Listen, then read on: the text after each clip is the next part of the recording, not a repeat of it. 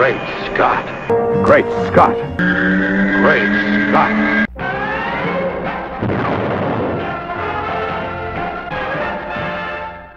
Hello everyone, and welcome to another fabulous episode of Great Scott. I'm Scotty V. Thanks for watching. So this week we had two little bits of interesting news I wanted to talk about a little bit. The official Justice League running time has supposedly been announced, although there seems to be a lot of controversy surrounding whether or not this is in fact confirmed and whether it is in fact official.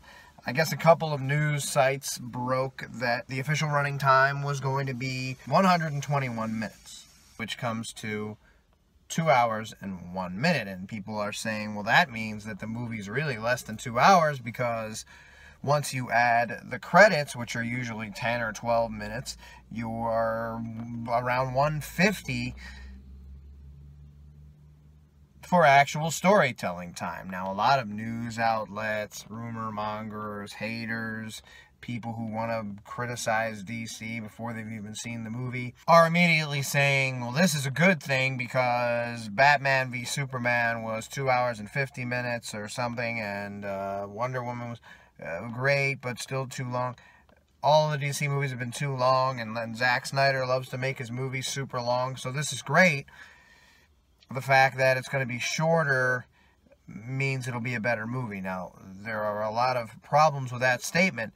The movie won't be better just because it's shorter. It won't be better just because it's longer. It'll be better or good because it's written well and it's a good movie. And as far as it maybe not being official, I haven't read anything anywhere that says specifically from Warner Brothers Studios, this is the official time. I've just read the release that was based on a story that came from a website that has now run on other websites.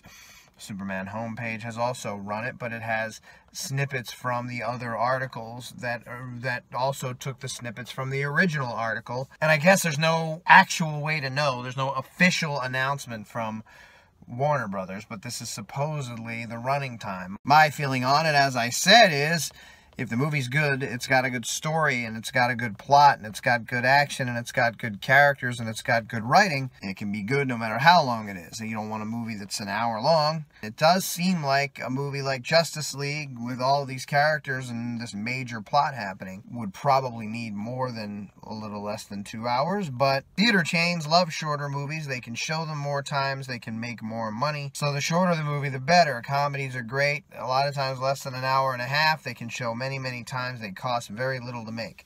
A lot of these big blockbusters are super long, cost an incredible amount of money to make, which means they need to make more money, which means it would be better for them to be shown many more times, but they can't be because of the runtime. They get half the amount of showings in a day. So it could be good if it's shorter. It could make more money, and that could also be part of the strategy. Maybe we can cheat a little bit and make more money because we'll actually have more showings. I wouldn't put it past a business model to say that's a good way to make more money, specifically so that people can stop saying we're not making any money, even though they've been monetarily successful.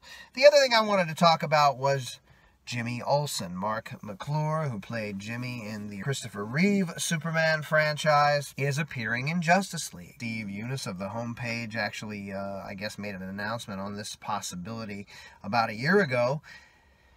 And now we have confirmation that Jimmy, Mark McClure, is playing a police officer in at least a snippet, a cameo, a scene in Justice League. This is cool. This is another case of them going back into the well and bringing other Superman and DC actors into the extended universe of films. They've done it on TV. Mark McClure was in Smallville.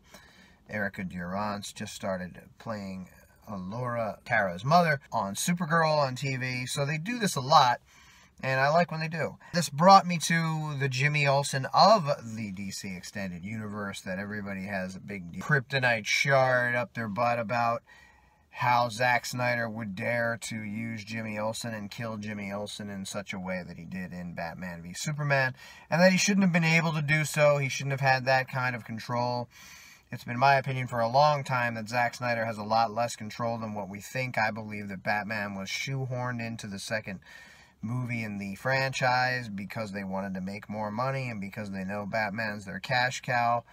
Zack himself says he always planned on having Batman involved. I don't know that I believe that, but if you watch the extended version of Batman v Superman, you'll see an elongated scene in Africa where Jiminy is killed, and they make a big deal about how he's a CIA operative, how he's an agent, how he is an asset that is in place, and how they appropriated the necessary credentials in order to get in. He says it specifically to Lois.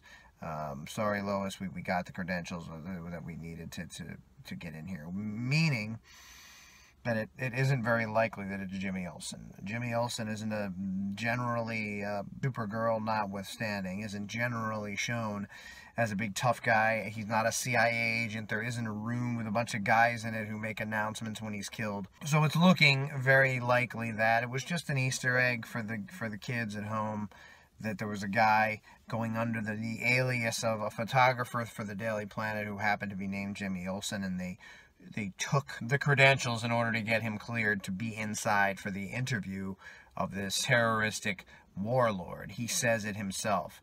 We got the credentials we needed. Don't worry, Lois. It's going to be fine. Meaning that there are credentials for a Jimmy Olsen, that he is a photographer, and that he does work for the Daily Planet, but it probably wasn't this guy. Now, that's a lot of speculation, but if you do watch the extended scene, it does seem like that is what they're saying. So I'm not saying that means Jimmy Olsen's going to appear, and I'm not saying that that means for certain that Jimmy Olsen isn't dead, but it does seem like a CIA agent undercover that has a room where guys go nuts when he's killed. Governmental types, agency types, wouldn't be an actual piddly photographer. He would actually be the asset that they are speaking of, which wouldn't be then the actual Jimmy Olsen. So I suppose we'll be hearing about whether this runtime is actually official, although right now it kind of seems like it is, even though people are saying that it isn't. And soon we'll see how extensive Mark McClure's police officer is. Wouldn't it be cool, since we all seem to be about name dropping, if Mark McClure was Dan Turpin? Thanks for watching, everybody, and remember, it's just a camera. Please don't open it. That's my film.